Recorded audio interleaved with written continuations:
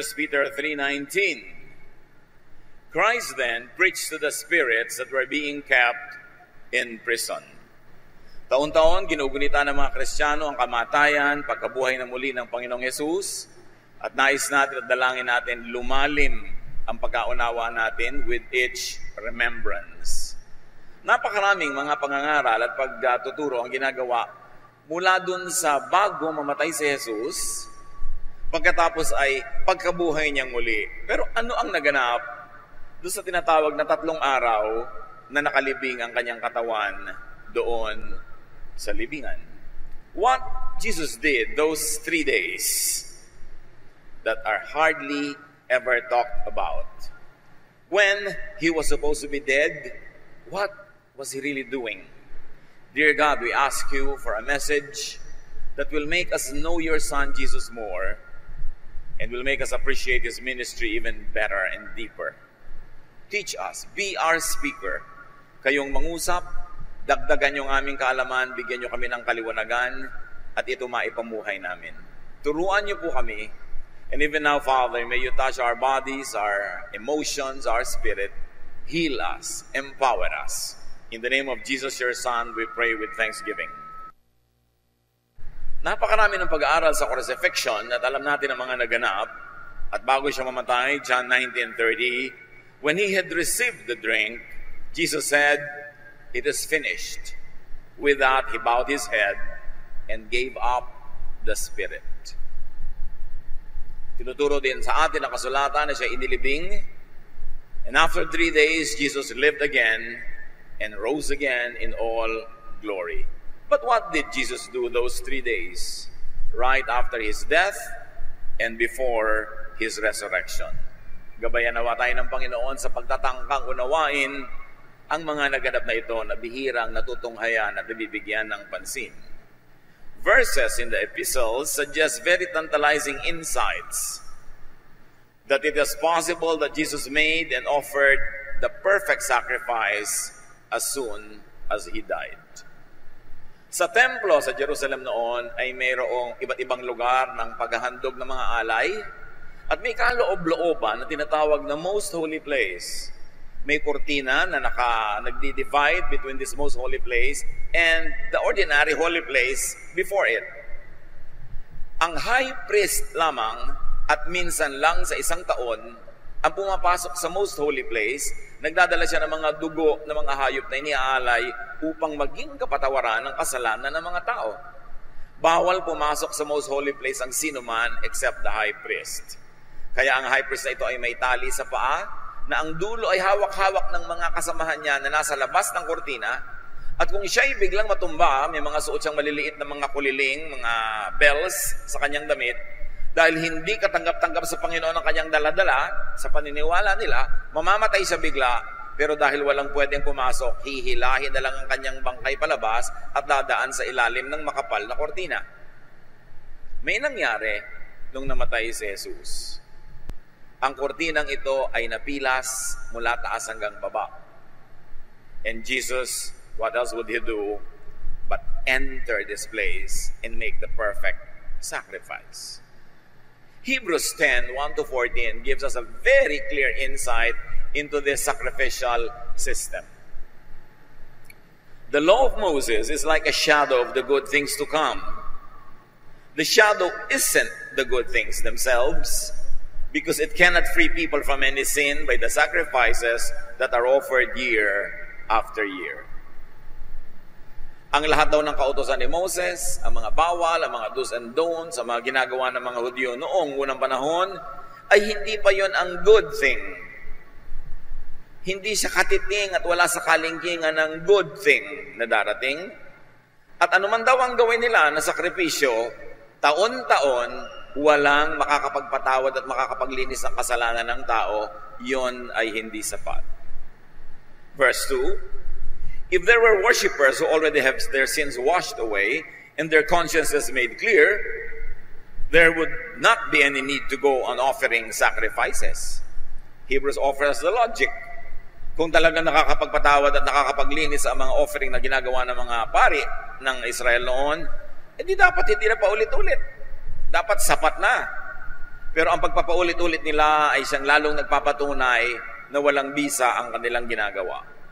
But the blood of bulls and goats cannot take away sins. It only reminds people of their sins from one year to the next. In no unclear terms, does Hebrews tell us na lahat ng ginagawa ng mga Israelita noong unang panahon ay walang saysay. Dahil hindi pwedeng magpalinis sa tao at maglinis ng kasalanan ng tao ang mga dugo ng hayop lamang. Sa makatuwid, ang ginagawa nila mga tradisyon ay hindi naglilinis ng kasalanan, kundi lalong nagdidiin sa kasalanan at lalong nagpapaalala sa kanila na lalo pang magsikap at magpilit na mag-offer ng mag-offer kasi hindi yun sapat. Apparently, the Jewish sacrificial system, the Jewish priesthood, the temple itself, all of them, especially the temple sacrifice, was inadequate. Hindi sapat. Kasi kung sapat, bakit pa kailangan mamatay si Jesus? Sapat na pala yun. Kung naglilinis na pala yun, bakit kailangan pang dugo ni Jesus ang mabubo para sa mga may kasalanan? Kung perfect na pala at maganda na yung system nila, bakit pa kailangan ipadala si Jesus? Kailangan pa bang itama ang tama na? Ituwid ang tuwid naman? Liwanagan ang madilim naman? No. Jesus was sent because the religious system of these people was inadequate. Dapat ituwid ang liko, itama ang mali, at itapunan ng liwanag ang madilim. Verse 5. When Christ came into the world, He said to God, sacrifices and offerings are not what you want, meaning the sacrifices of animals that the priests are doing. But you have given me my body. No, you are not pleased with animal sacrifices and offerings for sin. Then Christ said, and so my God, I have come to do what you want, as the scriptures say. So hindi kalugod-lugod sa Ama sa Langit ang temple activity, ang mga nagaganap doon, kaya hindi katakataka na nung tinatawag na Palm Sunday, pagpasok ni Jesus sa Jerusalem na sinulubong siya na parang hari, ang talagang tunay niyang ginawa ay pinalayas niya yung mga nagtitinda ng mga hayop doon sa templo. Nagalit siya dahil ginawa nilang komersyo ang sakripisyo. Ikinagalit siyempre yun ng mga stakeholders, ng mga negosyante, ng mga priest. That's why in 3 days, Jesus was dead. So Jesus says that God the Father is not pleased with the Jewish sacrifices. Then, now, and in any time in the future. Hindi katanggap-tanggap sa Panginoon. Verse 8. The law teaches that offerings and sacrifices must be made because of sin. But why did Christ mention these things and say that God did not want them? Well, it was to do away with offerings and sacrifices and to replace them. That is what He meant by saying to God, I have come to do what you want. So we are made holy because Christ obeyed God and offered Himself once for all. Bakit daw sinabi ni Jesus na hindi naman gusto ng Diyos sa mga sakripisyo? Ang hindi pala gusto ng Diyos sa sakripisyo yung ginagawa ng mga Jews. Animal sacrifices, and they think that would be good. Ayaw nila ng pagsasakripisyo na nakabase sa law ni Moses na wala namang ginagawa kundi idiin ang tao at sisihin at lalo pang itulak sa kapahamakan, sa guilt, sa loneliness and isolation from God. Gusto ng Diyos ng sacrifice, pero ang kaisa-isang katanggap-tanggap na sakripisyo lang sa Kanya ay ang Kanyang anak na si Jesus. Kaya sinabi ni Jesus, kaya ako ipinadala mo to make once for all a sacrifice. Once for all time, for all people, for all sins. No need for repetition. It will cover all sins in the past, in the present, and in the future. In effect, when Jesus died on the cross, Jesus ended the Jewish sacrificial system. Jesus ended the functions of the temple. Jesus ended the Jewish priesthood. And Jesus ended the illusion that only the Jews were the favorite people of God because Jesus died for all. For as many as received Him, who believed in His name, He gave them the right to become children of God. For God so loved the world, everybody in the world, that He gave His only begotten Son, that whoever believes in Him will not perish, but will have eternal life. Sumobra na kasi ang self-admiration ng mga Jews. Sila na lang ang mahal ng Diyos, sila na lang ang paborito ng Diyos, sila na lang ang piniling tao, at yan lahat ay pinatunayan ni Jesus na hindi totoo. The application of the Jews have been self-serving, and so Jesus made salvation available to all. Kaya nga sinabi pa ni Pablo, there is no more Jew or Gentile, no man or woman, no slave or a free person. Everybody is equal in God through Jesus. And that was accomplished on the cross. Verse 11. The priests do their work each day, and they keep on offering sacrifices that can never take away sins.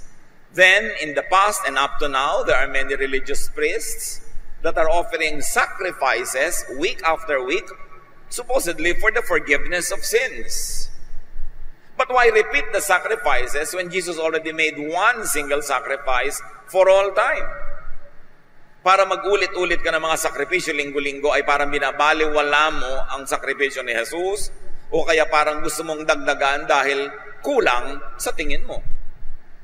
But if the sacrifice of Jesus was perfect, then there's no more need for repetition. The priests do their work each day, and they keep on offering sacrifices that can never take away sins. Verse 12, but Christ offered Himself as a sacrifice that is good forever. Now He is sitting at God's right side, and He will stay there until His enemies are put under His power. By His one sacrifice, He has forever set free from sin the people He brings to God. Pag may mga taong nagdududa pa ako, nagkasala na naman ako, saved na naman ba ako, parang pinagdudahan mo ang pagiging kumpleto ng offering ni Jesus para sa iyong kasalanan. Once for all. Minsan lang para sa lahat ng tao, sa lahat ng panahon, at sa lahat ng kasalanan. So sasabihin iba, so pwede na pala ako magkasala kasi saved na ako forever. Hindi na magagalaw yung eternal life mo dahil yon sinecure ni Jesus. Pero kung mananampalataya ka at mabubuhay ka pa rin sa kasalanan ngayon, may bayad yan dito sa lupa, hindi sa kabila. Ang binayaran ni Jesus, yung kabila, hindi yung dito. Dahil dito, you harvest what you plant. Kaya maganda yung heavenly na ang future mo, heavenly pa rin ang present mo dahil nabubuhay ka ng may kabanalan, ng sumusunod sa Diyos. So let's connect the dots. Bakit pagkamatay ni Jesus ay napilas yung kurtina sa templo? Jesus entered the most holy place as the high priest, bringing the sacrifice of His own blood. Compare the Jewish high priest entering with blood of bulls and goats and animals, and compare Jesus, the real high priest, who enters with His own blood. Compare the results. That's why those who are in Jesus are free. Free from condemnation, free from eternal suffering, free to be the godly people that they have always been meant to be. That curtain was torn forever. In fact, the whole temple was destroyed forever because there is no more need for it. Yung mga gustong itayo na naman yung templo sa Jerusalem, babaliwalain mo yung bago at tunay na templong itinayo ni Jesus. Ang kanyang katawan, ang kapatiran, at ang puso ng bawat mananampalataya. Because you are now the temple of the Holy Spirit. Sabi sa Bible, don't you know that you are the living temple of God? That God's Spirit lives in you? And that the body, the church, is the body of Jesus, of which He is the head? Ang templo ng Diyos ay hindi bato, hindi building, wala sa isang lugar. Ito ay puso ng mga mananampalataya at pagkakaisa, pag-iibigan, pagtutulungan ng fellowship. Because when 2 or 3 are gathered in the Lord's name, He is there. Therefore, that is the temple of God. There is no more need to build the temple there. Yung mga gustong gumawa ng templo na yun ngayon, may mga political agenda na hindi naiintindihan ng maraming Kristiyanong nakikisali sa ganung mga projects.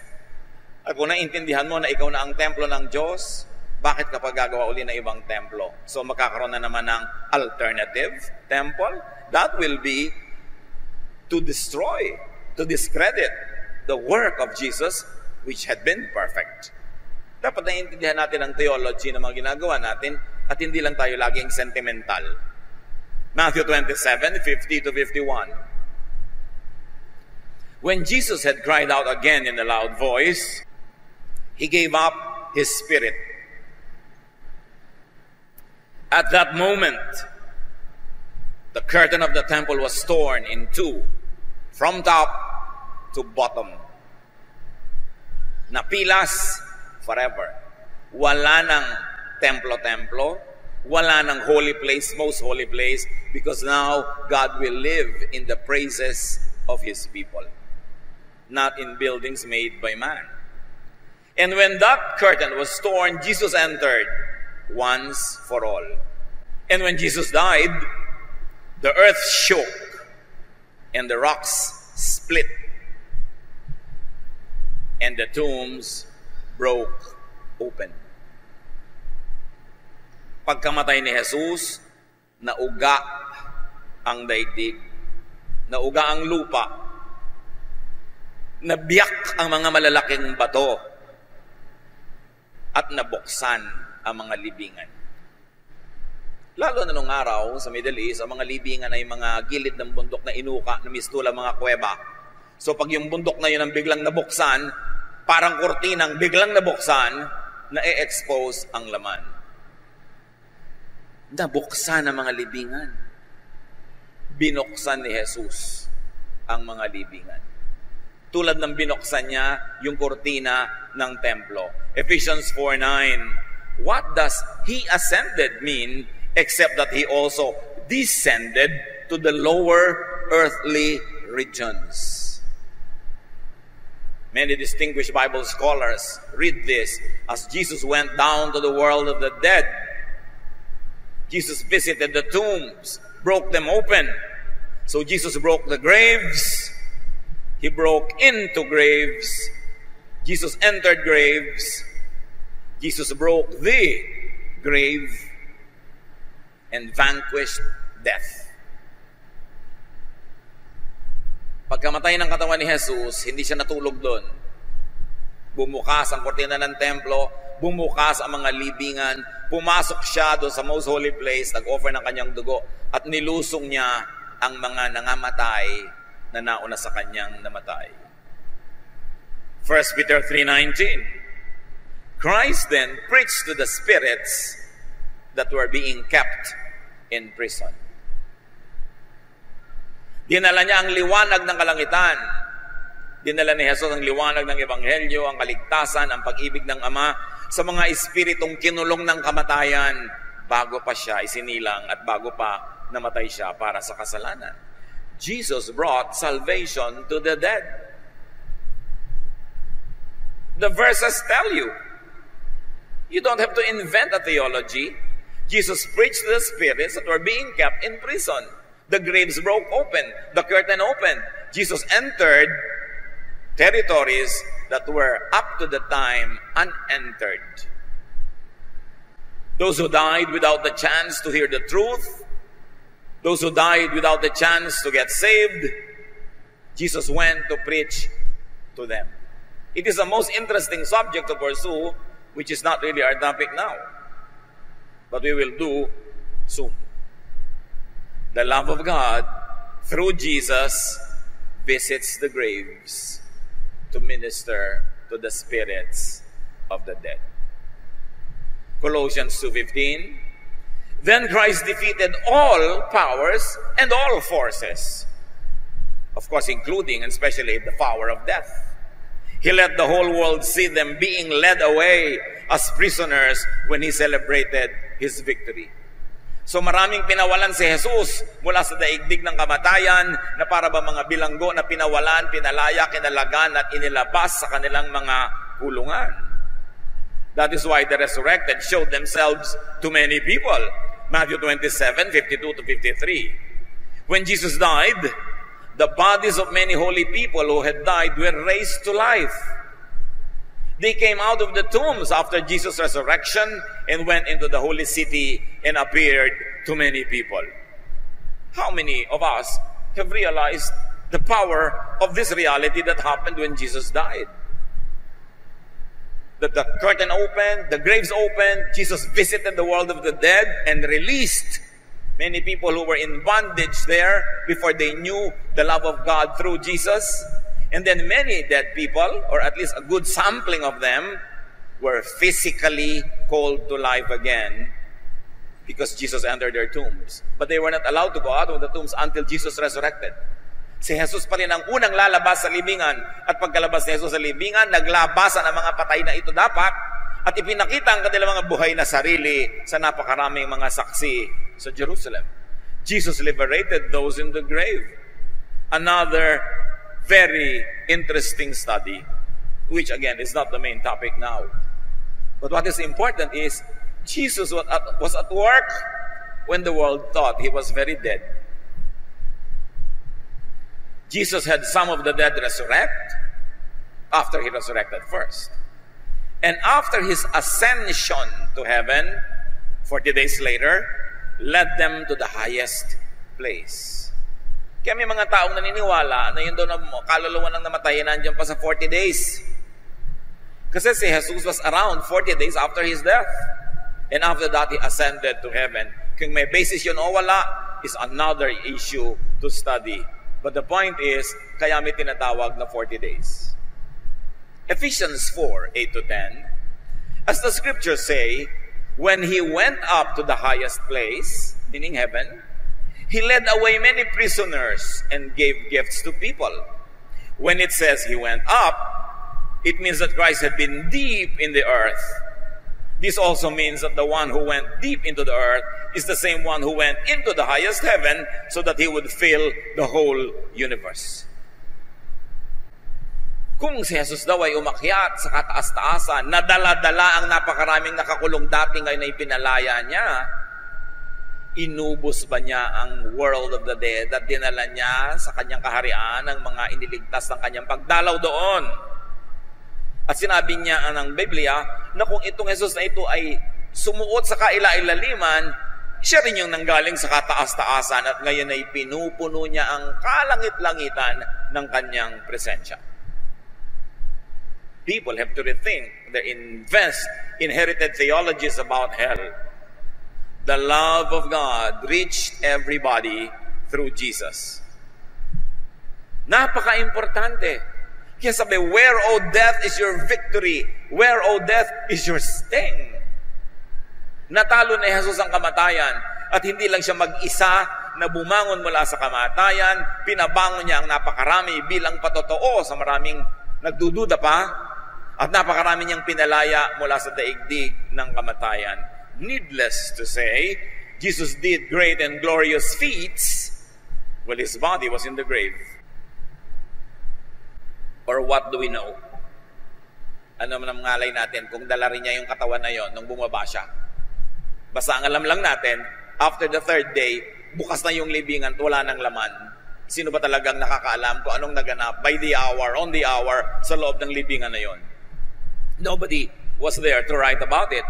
But later on, these inspired epistle writers were telling us what exactly happened. Or if not exactly, what seemed to have happened. At death, only the body dies.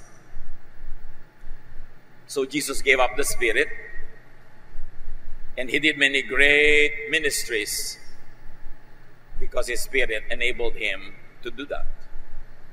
Naintindihan na yan ni Solomon noon pa. Ecclesiastes 12:7, and the dust returns to the ground it came from, and the spirit returns to God who gave it. Pag meron tayong mga mahal sa buhay na sinasabi natin namamatay, lalo't alam natin nasa Panginoon, huwag nyo ipagluksa yung katawan na bumabalik sa lupa. Ipagdiwang nyo yung espiritu na bumabalik sa Diyos. Kasi naghihiwalay na yung dalawang yun sa kamatayan. Kuminsan, ang nakikita lang natin yung bangkay, kaya lungkot na tayo. Inilulubog sa lupa, inilalagay sa nicho, nakakalungkot. Pero hindi natin iniisip yung kabilang bahagi, yung espiritu niya na bumalik na at umuwi na sa Diyos. At yun ay dapat ipagdiwang. At hindi rin tayo sobra dapat matakot sa kamatayan dahil yun ang nagaganap sa mananampalataya, umuuwi sa Diyos. Yung damit mo, katawan mo para lang damit na inilagay mo sa maleta tapos inilubog mo sa lupa. Hindi ikaw yun, damit mo lang yun. Ganon din ang ating katawan. Napakahalaga ng na-accomplish na Jesus sa kanyang pagkabuhay na muli. The death, resurrection, and ascension of Jesus is the pattern for all who believe. Kung paano si Jesus ay nabuhay na muli, ayon din ang magaganap sa lahat ng nananalig sa kanya. 1 Thessalonians 4:16-17. With a loud command and with the shout of the chief angel and a blast of God's trumpet, the Lord will return from heaven. Then those who had faith in Christ before they died will be raised to life. Next, all of us who are still alive will be taken up into the clouds together with them to meet the Lord in the sky. From that time on, we will be with the Lord forever. Napakalinaw ng pangako na kung paano si Jesus ay umakyat sa kalangitan, ay sasalubungin niya ang lahat ng kanyang mga anak at ihahatid din niya sa kalangitan na yon. John 14:2-3. My Father's house has many rooms. If that were not so, I would have told you that I am going there to prepare a place for you. Hindi nalilimutan ng Jesus ang mga tao dahil ang mga tao nga ang dahilan kaya siya nagparito sa lupa. Kaya hindi rin natin dapat kalimutan si Jesus. Hindi kung kailan na lang yung eroplano ay nanginginig-nginig dun sa hangin, naaalala ang Diyos. Kung kailan nauuga ang barko sa dami ng mga alon, naaalala ang Diyos. Pag nakasakay sa kotseng nawala ng preno, naaalala ang Diyos. Pag may problema, nawala ng pera, natalo, naaalala ang Diyos. Dapat laging naaalala ang Diyos. Lagi sa tagumpay. Kasi lagi rin tayong naaalala ng Diyos. Hindi niya tayo nililimot. 2 Corinthians 5:8, we should be cheerful because we would rather leave these bodies and be at home with the Lord. Hindi dapat sobrang katakutan o ipagluksa ang kamatayan, bagamat natural, dahil meron tayong buhay, gusto natin kumaba pa yan, gusto natin kumaba pa ang buhay ng mga mahal natin. Pero kung hindi na maiwasan na talagang kailangang malagot na ang hininga, tanggapin ng buong puso at ipagdiwang na tayo ay inaalala ng ating Diyos. Throngs, multitudes, numberless souls benefited from Jesus' death and ministries in those 3 days. We too should be agents of blessings so that the Spirit of Jesus could visit many graves. And those graves need not be literal libingan. Maraming mga tahanan, parang libingan, walang buhay, wala doon ang Diyos, puro gulo, puro hirap ng loob. Maraming mga tao, empty ang puso. Gusto pa kumisa magpakamatay, depressed, nalulungkot. Maraming mga tao nalululong sa mga bisyo dahil parang walang kahulugan ng buhay. Lahat yan ay mga libingan. At hindi na si Kristo ang kailangan pumunta dyan. Tayo na, because Christ lives in us. Dapat kung saan tayo nagpupunta ng mga Kristiyano, yung patay na bubuhay. Yung madilim nagkakaroon ng liwanag. Yung baluktot natutuwid. Yung nalungkot, sumasaya. Yung walang pag-asa, nagkakapag-asa. Yung gutom, nakakakain. Yung nauuhaw, nakakainom. Dahil yan ang gawain ni Kristo. At sabi niya, if you love me, you will do the things I did. And the real sign that you are a believer is when Christ lives in you. Namatay si Jesus para sa atin. Dapat ang Espiritu naman niya ang tanggapin natin sa ating buhay para mabuhay sa ating katawan. Yung gustong gawin ng kamay ni Kristo, gawin ang kamay natin. Yung gustong puntahan ang paa ni Kristo, doon tayo magpunta. Yung gustong i-bless ni Kristo sa kanyang mga pananalita, yun ang i-bless natin, yung bubukang ating bibig, because Christ lives in us. Christ does His work through us. And that is the meaning of a true believer. At pag ganyan ang ating buhay, anumang oras at datnan tayo ng pagkalagot ng ating hininga, wala tayong ipagsisisi. Hindi na tayo kailangan humingi pa ng extension ng buhay na ito because it is a life well lived. Sa paggunita natin ang kamatayan at pagkabuhay na muli ni Kristo, Yes, nabuhay siyang muli. Pero anong ibig sabihin nun? Kailangan payagan natin siyang tumira sa ating puso, sa ating buhay, sa ating tahanan, para ang gawain niya ang siya nating gawin. Share this excellent and perfect good news to as many people as possible. Kumisan, pag inaalala natin ang kamatayan ni Jesus, nakakalungkot sandali. Pero hayaan nyo yun na sandali lang dahil ang matagal dapat pagdiriwang dahil sandali lang naman siyang namatay. At kahit pa nga, yung katawan niya ay nandun sa loob ng libingan na yon, napakarami niyang ginawang mabuti. Tayo man mga kapatid, maraming pwedeng gawing mabuti kung talagang pagpapasyahan natin na gumawa ng mabuti. It is a choice. At walang sakit, walang karamdaman, walang lungkot, walang depression, walang kasalatan na pwedeng maging sagabal kung tunay na gusto nating dalhin ang buhay na Diyos sa mga patay na puso, sa mga patay na tahanan, sa mga libingan na naglipana sa ating kapaligiran ngayon. Do not fear death. Have peace about it because Jesus is Lord over death. Your death and the death of many others. But the important thing is, bring Christ to people. Sa bawat tahanan, sa bawat puso, sa bawat lugar. At kung tayo sino man ang within the sphere of our influence, that is our mission field. Every heart that has Christ is a missionary. Every heart that doesn't have Christ is a mission field. Make your days count. Dahil darating ang panahon, tayo naman ang malalagutan ng hininga. At pag nangyari yon, nawa, uuwi tayo sa Ama na sinasabi niya, well done, my dear son, my dear daughter, you lived a good life because you brought many people unto the saving knowledge of my son, Jesus. Alalahanin natin yan at gawin natin yan tuwing ginugunita ang kamatayan, ang sakripisyo, at pagkabuhay na muli ni Jesus. Ama namin, turuan niyo kami na bigyan ng buhay ang ideya na ito that Christ should live in us and do His work through us. It is just one life. It will soon be past. Only what is done for Christ will last. Sandali nating pagbulay-bulayan ito mga kapatid. And in silence, let God give you more concrete ideas how you may be able to make Christ live in you and through you. Lord, as your people bow before you and stay silent, let your Spirit minister to each one of us.